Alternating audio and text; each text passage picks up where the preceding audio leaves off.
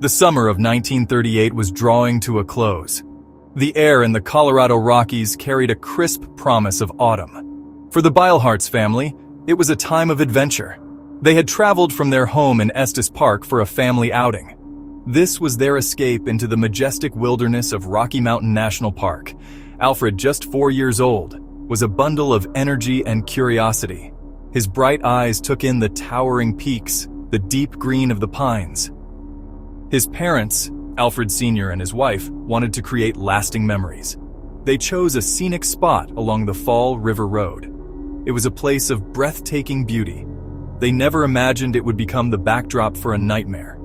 Alfred Sr. had waded into the river to fish. He was perhaps 60 feet away from his son. She turned her head for a moment, a brief distraction. When she looked back, Alfred was gone. No shout, no cry for help. No sound of a struggle or a fall into the water. His mother called his name. "Alfred!" Her voice, sharp with fear, was absorbed by the dense forest. His father scrambled out of the water, fishing rod forgotten. They searched the immediate area. They looked behind the rocks. They peered into the thick underbrush, but there was nothing, as if he had never been there. The spot where he played was undisturbed. No footprints led away, no signs of a slip or a fall. He had simply ceased to exist. Panic clawed into their throats. The parents, gripped by primal fear, knew they needed help. The wilderness was too big. The silence was too deep. Their son was lost, and the clock was ticking. Alfred Sr. made the agonizing decision to leave his wife and race for assistance. He drove to the Fall River Lodge, a nearby outpost of civilization. He burst in, his face a mask of terror, and raised the alarm. Back at the creek, Mrs. Beilhartz waited, trapped in an eternity of helpless dread. Shock gave way to chilling clarity. The location was remote and the sun was dipping. Mountain temperatures dropped fast after sunset. A lightly dressed 4-year-old would not survive the night. The first park rangers arrived in vintage uniforms, seasoned and serious. But this case felt different. The child had vanished from a small, contained area under both parents' watch. Lanterns cut beams into twilight as searchers worked with grim determination. The first day ended with a deepening mystery. A family outing had become a desperate race against time. By dawn the next day, a massive search effort was underway. This was no small operation. Over 150 people had converged on the site. Experienced park rangers, members of the Civilian Conservation Corps, local volunteers, hardened mountaineers who knew every rock and ravine. Bloodhounds were brought in with handlers. The search was organized with military precision. Teams assigned to specific grids, combing every square foot of rugged terrain. In daylight, they hoped to find a sign, a piece of clothing, a footprint, anything. The environment was a formidable adversary. Steep slopes, tangled deadfall, rocky crevasses. Bloodhounds brought to the spot where Alfred was last seen. Hopes were high. These dogs were experts. They picked up a scent and followed it up a steep bank away from the river. Then abruptly, the trail went cold. Dogs circled, whining. Handlers tried multiple times with different dogs. The result was always the same. The trail started, climbed a short way, and then vanished into thin air. Days bled into one another. The search grew larger and more desperate. Men on horseback navigated higher trails. Teams rappelled down cliff faces to check ledges and caves. Crews dammed parts of the creek to lower the water and search. But the mountain remained silent. The searchers found nothing. Not a single thread from his blue overalls. Not a shoe. Not one clear footprint. A complete and baffling blank. The sheer lack of evidence more terrifying than a tragic clue. The wilderness had swallowed Alfred Beilhartz without a trace. As the search dragged on, a heavy sense of futility began to settle over the teams. The official search was eventually scaled back. After 10 days of intense, fruitless effort, they had exhausted all possibilities. They had covered the area so thoroughly that some sections had been searched dozens of times. For the Beilhartz family, this was an unimaginable blow. For the searchers, it was a profound failure that would haunt many of them for the rest of their lives. The mountain had won. It kept its secret, locked away behind a wall of granite and a conspiracy of silence. Alfred was gone, and the wilderness offered no explanation. Just when the case seemed to have hit a dead end, a strange report surfaced. It came from a married couple who had been hiking in the park on the day Alfred disappeared. They had been high up on a ridge on Old Fall River Road, far above the canyon where the Beilhartz family had stopped. From their vantage point, they had a commanding view. They told authorities a chilling story. They had seen a small child matching Alfred's description in a place no child could possibly be. He was in an area known as the Devil's Nest, a treacherous cluster of rocks high on the slopes of Mount Chapin. The Devil's Nest was nearly 8 miles away from where Alfred had vanished. More importantly, it was over 2,500 feet higher in elevation. The terrain between the 2 points was a nightmare of vertical cliffs, dense forest, and impassable boulder fields. It would have been a monumental challenge for a seasoned adult mountaineer to cover that ground in a single afternoon. For a 4-year-old child, it was an absolute impossibility. He would have had to climb at a superhuman speed over some of the most rugged terrain in the park. Yet, the couple was certain of what they saw. They described seeing the small figure for a moment. He appeared, then quickly vanished among the rocks. They didn't think much of it at the time, assuming it was a child with other hikers. It was only later, when they heard the news of the missing boy, that they realized the significance of their sighting. They reported it to the park rangers, who were initially skeptical. The logistics were simply impossible. A specialized team of skilled climbers was dispatched to the area. This was not a task for the regular search parties.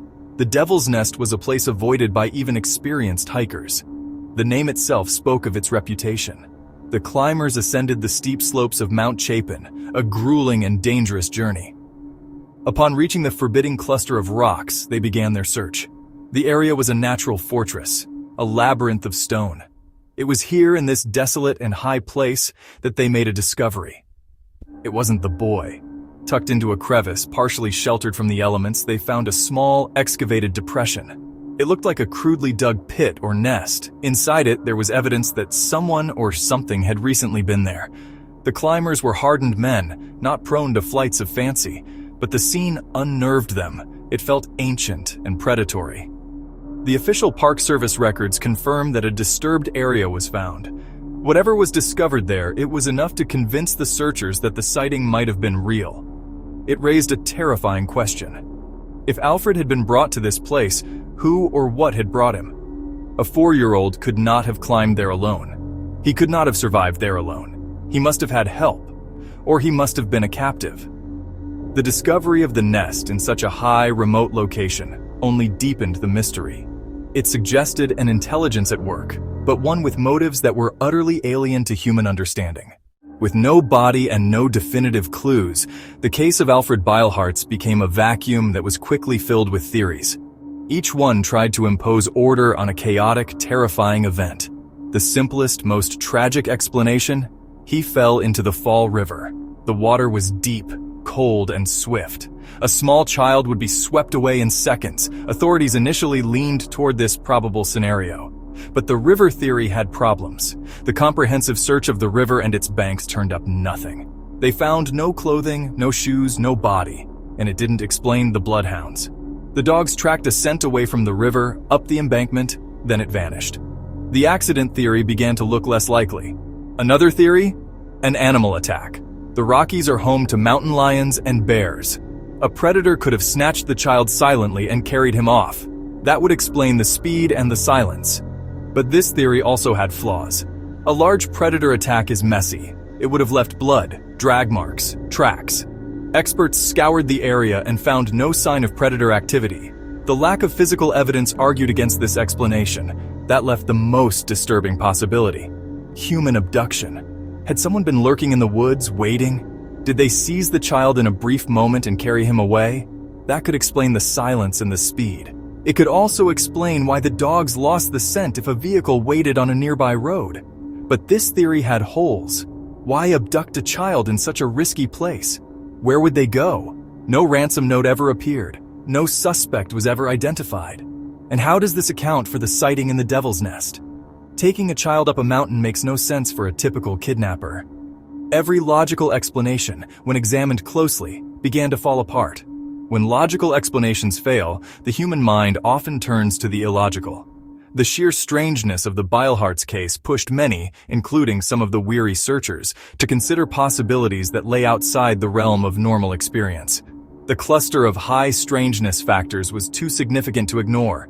The speed of the disappearance, the failure of the bloodhounds, the complete lack of physical evidence, the impossible sighting at the Devil's Nest.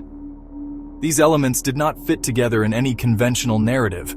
They pointed towards something else. One of the more unsettling aspects of the case is how it maps onto other, similar disappearances in national parks. A young child vanishes near rocks, near water, near berry bushes. The weather turns bad shortly after, hampering search efforts. Bloodhounds are either unable to pick up a scent or behave erratically.